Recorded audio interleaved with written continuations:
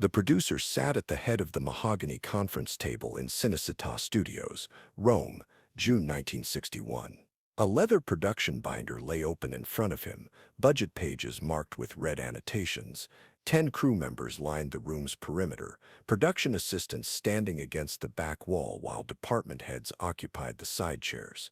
She sat 4 seats down on his left, no notepad in front of her, no assistant beside her, just the rolled script she'd brought from her dressing room. He slid the budget summary across the polished wood without looking at her. "We're 42,000 lire over," he said, his finger tapping the bottom line total. The page stopped halfway between them. Close enough for her to read the numbers, too far to reach without leaning forward. 3 junior accountants watched from the corner, clipboards resting against their chests. She kept her hands folded on the table's edge. The script remained in front of her, bound with a faded red ribbon that had come loose on one end. He turned to the production manager, discussing location fees as though the room held 8 people instead of 10. What happens when value is determined by the person who needs you least? When a contract becomes the only vocabulary that matters? When everyone watches but no one speaks? If you're drawn to stories about power recognized and power reclaimed, consider subscribing. We're here because you choose to be. This is a fictionalized dramatization inspired by real public figures and historical settings. It does not depict a documented event. She had arrived in Rome 7 weeks earlier on a commercial flight. Her luggage delayed 2 days at the airport. The studio had booked her into a hotel near Termini Station, where the morning traffic made sleep impossible, and the breakfast room smelled of diesel.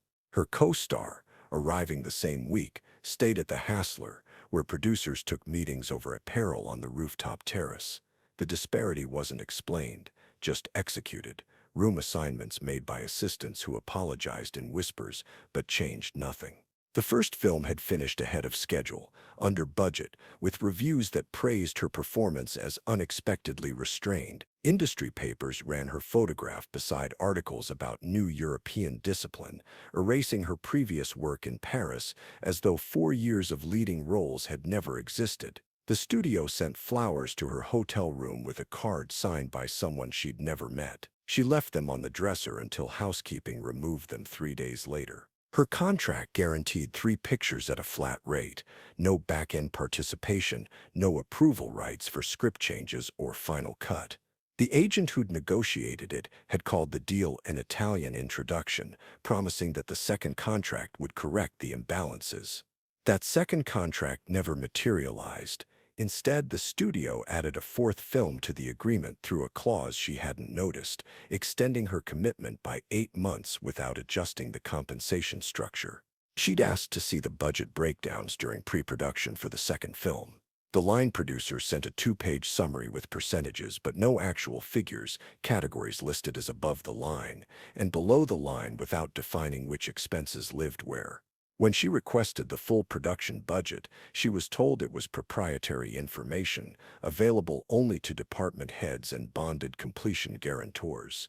Her name appeared in the above-the-line category, 3rd from the bottom. The director had requested her for the Rome project after seeing her work in a single scene, a 4-minute sequence where she played opposite an actor twice her age with half her dialogue. He told the producers she had the face that holds tragedy without needing to explain it, which they interpreted as cost-effective. Minimal dialogue meant fewer script revisions, fewer interpreter fees, fewer complications in post-production dubbing. Her silence became an asset they could budget around. She learned Italian in 12 weeks, working with a language tutor the studio refused to reimburse. She showed up to costume fittings 30 minutes early, stayed through lighting tests that ran past midnight, and never requested her contracted dressing room when location shoots made it logistically difficult. The crew started bringing her coffee without being asked. The cinematographer began blocking scenes with her eyeline in mind. Respect accumulated in gestures, but gestures didn't renegotiate contracts. The studio had pushed the production schedule twice, adding 11 shooting days without extending her per diem or adjusting her flat fee. Her agent sent 3 letters on embossed letterhead, each one more formally worded than the last. The studio's response came from their legal department, a single paragraph stating that schedule adjustments fell within the scope of standard production delays and required no contractual modification. She stopped copying her agent on correspondence after that. At night, she sat in her hotel room with the contract laid across the narrow desk, a bilingual dictionary open beside it, translating every clause that contained the words approval, consultation, or modification. She marked passages with a red pencil, underlining phrases like at the producer's discretion and subject to production requirements. By the third week, she'd created a separate document listing every clause that defined leverage, numbered and cross-referenced with the production schedule. No one knew this document existed. The producer now leaned back in his chair, arms crossed over his chest, his posture suggesting the meeting's conclusion had already been decided. His suit jacket hung on a brass coat stand behind him, perfectly pressed, the studio logo embroidered on the interior lining. The production manager sat immediately to his right, a fountain pen poised over a legal pad covered in shorthand notation. The assistant director occupied the chair across from her, his gaze fixed on the window that overlooked the studio backlot. The producer spoke without shifting his position. "We're cutting the Venice exterior sequence," he said, his tone suggesting a weather report rather than a creative decision. "It's atmospherically redundant. We can achieve the same emotional beat with an interior." The production manager wrote something down, nodded, and turned the page. The cinematographer's coffee cup paused halfway to his mouth. The costume designer, seated against the wall, shifted her weight from one foot to the other. She kept her hands folded, watching the producer's fingers tap a rhythm against his left bicep. 4 beats, then silence, then 4 beats again. The Venice sequence represented 19 minutes of screen time, 47 setups, and the only scenes where her character moved the narrative forward rather than reacting to it. Cutting it reduced her role to hallway exchanges and reaction shots, moments designed to support other actors rather than carry scenes. The decision effectively transformed her from lead to supporting, but the producer had framed it as a budget efficiency, which meant protesting it would seem financially irresponsible. She reached for the leather folder she'd placed on the table when she sat down. The assistant producer's pen stopped moving. The production manager glanced at the cinematographer. The folder was burgundy, not black, and visibly worn at the corners. She opened it slowly, the sound of the brass clasp releasing audible in the room's measured quiet. Inside, the contract lay flat, pages separated by colored tabs, sections marked in red and blue ink. The producer's tapping stopped. His arms remained crossed. "I'd like to reference section 12, she said. Her Italian carried only a slight accent now, softened by months of daily practice with the crew. The page she turned to had 3 passages underlined, the margins filled with handwritten notes in French. The producer's jaw shifted slightly. He didn't reach for his own contract. The production manager's fountain pen hovered above the legal pad, but made no contact. The assistant director turned away from the window. She rotated the contract 45 degrees so the text faced the center of the table, visible to anyone who chose to look. "Section 12. Clause 4, she said, her finger resting on a paragraph midway down the page. "Any reduction in contracted screen time exceeding 12% triggers mandatory renegotiation of the compensation structure." The cinematographer set his coffee cup down without drinking from it. The costume designer stopped shifting her weight. The room went quiet. She kept her finger on the clause, not moving, not looking up. "The Venice sequence represents 19% of my contracted screen time," she continued. Her nail, unpainted, rested directly on the word mandatory, which someone had underlined in red ink with a ruler's precision. The production manager's eyes moved to the producer. The assistant producer, standing near the door, took half a step forward, then stopped. The producer's breathing pattern changed, audible in the silence.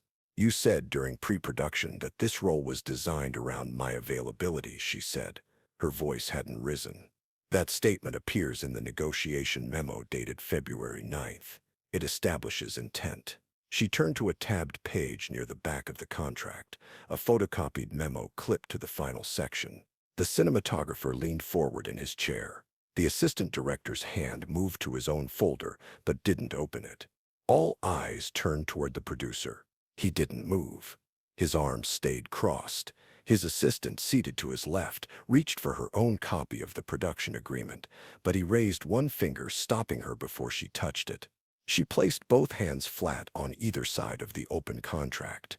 The colored tabs created a rainbow effect down the page edges: red for compensation, blue for creative approval, green for schedule modifications. No one had seen this level of organization before. The producer's eyes moved from the contract to her hands, then to her face. His expression hadn't changed, but his shoulders had shifted backward, creating an extra 2 inches of distance between his chest and the table's edge. "You also said I was replaceable," she continued, her tone unchanged. "Replacement is addressed in Section 9, Clause 2. It requires 30 days' notice and automatic payment of the full contracted amount, regardless of completion status." The production manager wrote something down, then drew a line through it. The assistant director exhaled slowly through his nose. The costume designer's folder slipped from her hand, hitting the floor with a muted thud. No one moved to pick it up. She waited. Her hands remained flat on the table. The contract lay open between them like evidence in a courtroom. The producer's assistant looked at the production manager, then at the assistant director, then back at her hands.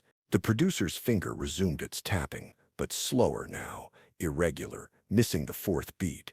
His assistant shifted her chair 6 inches to the right, creating a sightline between herself and the contract's visible pages.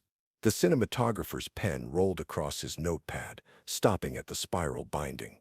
She didn't close the folder. She didn't look away from the producer. Her breathing was even, audible only because everyone else had stopped making noise. The room held its breath. The producer uncrossed his arms. The movement took 3 full seconds, his right hand lowering first, then his left. He leaned forward, slowly, his chest approaching the table's edge until his shadow fell across her open contract. He reached for the production binder in front of him, flipping past the budget summary to a section marked with a yellow flag. His assistant watched his hands, not his face. The production manager set his fountain pen down parallel to his legal pad's edge. The producer read something in silence, his eyes moving left to right across the page, then back again. His assistant leaned closer, reading over his shoulder, her expression shifting from neutral to something that resembled recognition. The production manager wrote a single word on his pad, then underlined it twice. The producer closed his binder. He placed both palms flat on the table, mirroring her position. "The Venice sequence remains in the production schedule," he said. His voice had dropped in register, quieter but clearer than before. The assistant director's shoulders dropped 2 inches. The cinematographer picked up his pen. The costume designer bent down, retrieving her folder from the floor, the sound of papers rustling breaking the room's compression. She pulled her contract back toward herself but left it open. The producer looked at her directly for the first time since the meeting began. His posture had changed. His hands were no longer fists. His assistant was writing something, her pen moving quickly across a fresh page. The production manager cleared his throat. "We'll rebalance the budget through location consolidation," he said, his voice careful, each word selected. "The Venice schedule stands."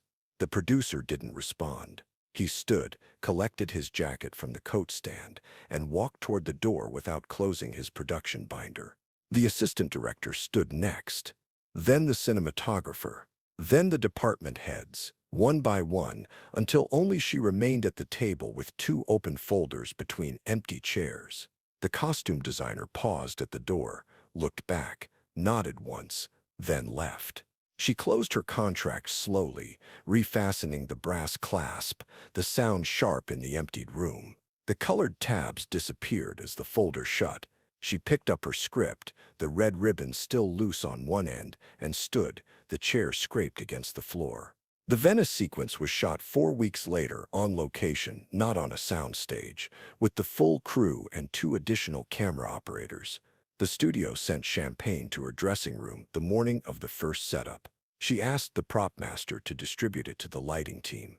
They finished the sequence 2 days ahead of schedule. The film premiered in Paris the following April. Her name appeared above the title for the first time in her Italian career. Trade publications noted the billing change, but didn't investigate why. One journalist asked her about the Venice sequence during the press tour. She said it had always been part of the script. Power doesn't live in volume. It lives in preparation, in the clauses no one else reads, in the willingness to show the receipts when everyone assumes you don't have them. Share this story with someone who's been told their presence is negotiable. They might need to know what happened when someone refused to accept that premise.